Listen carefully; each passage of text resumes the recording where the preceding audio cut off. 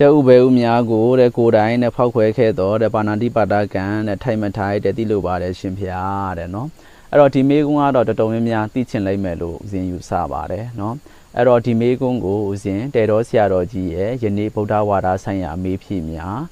စာအုပ်ဒုတိယအုပ်ကိုမှီညမ်းပြီးတော့ဦးဇင်းဖြေကြားပေးမှာပဲဖြစ်ပါတယ်နော်အဲ့တော့ဦးဇင်းတို့ဒီကြက်ဥဘဲဥဆိုတာကြက်တွေဘဲတွေရဲ့တန်တီလောင်းပဲဖြစ်တယ်နော်ဦးဇင်းတို့ယဟန်တန်ဃာတော်တွေမှာလူရဲ့အသက်ကိုမတတ်ရဘူးလူရဲ့အသက်ကိုတတ်မယ်ဆိုလို့ရှိရင်ပါရာဇိကကြတာပေါ့နော်ပါရာဇိကကြတယ်ဆိုတာက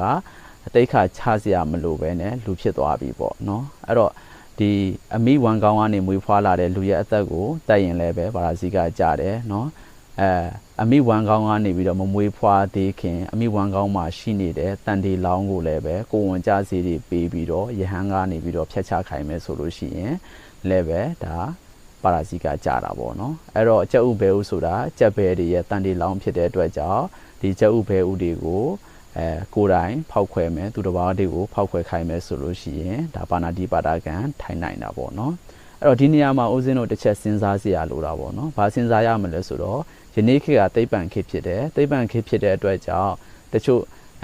ကျမဘဲမားတွေကိုအစာကျွေးပြီးတော့ဥခိုင်းတာတွေ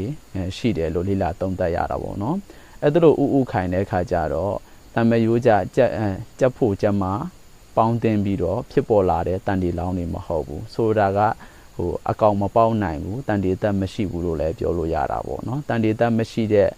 ဒီဥတွေကိုဖောက်ခွဲမယ်ဆိုလို့ရှိရင်ဒါပါဏာတိပါဒကံမထိုင်နိုင်တဲ့အနေအထားလေးတွေလည်းပဲရှိတာပေါ့နော်ဒါစောရကတက်လို့ရတာပေါ့နော်အဲ့တော့ဒီနေရာမှာဆရာတော်ကြီးကဘယ်လိုဆုံးဖြတ်လဲဆိုတော့အစာကျွေးပြီးတော့ဥခိုင်းတဲ့ကြက်ဥဘဲဥနဲ့တဲ့ဒီရိုးကြက်ဥဘဲဥနဲ့ဘာမှမထူပါဘူးတဲ့အစာကျွေးပြီးတော့ဥခိုင်းတဲ့ကြက်ဥဘဲဥမှာလည်းပဲအကာနဲ့အနှစ်နဲ့ပါတယ်ရိုးကြက်ဥဘဲဥမှာလည်းပဲအကာနဲ့အနှစ်နဲ့ပါတယ်နော်အဲ့ဒီအတွက်ကြောင့်ဒီတန်တီတက်တော့ရှိတယ်သို့တော်ညာလည်းပဲအကောင်မပေါက်စေနိုင်ဘူးပေါ့နော်အကောင်ပေါက်စေနိုင်လောက်တဲ့အဖို့ဓာတ်မပါဘူးလို့ပဲပြောလို့ရတယ်တဲ့နော်အဲ့တော့တန်တီတက်ရှိတဲ့ဒီကြက်ဥဘဲဥတွေကိုဖောက်ခွဲမယ်ဆိုလို့ရှိရင်လည်းပဲဒါပါဏာတိပါဒကံထိုင်နိုင်တယ်လို့ဒါဆရာတော်ကြီးကဆုံးဖြတ်တာပေါ့နော်အဲ့တော့ဘာနဲ့ဥမာပေးလဲဆိုတော့ဦးဇင်းတို့အမျိုးသမီးတယောက်ကိုဝန်ဆောင်အမျိုးသမီးတယောက်ပေါ့နော်သူရဲ့ကိုဝန်ဟာအကြောင်းမျိုးမျိုးကြောင့်ကြက်ကြခံနေပြီနော်အဲ့တို့ကြက်ကြခံနေတဲ့အချိန်မှာနော်ယဟန်တော်တစ်ပါးကနေပြီးတော့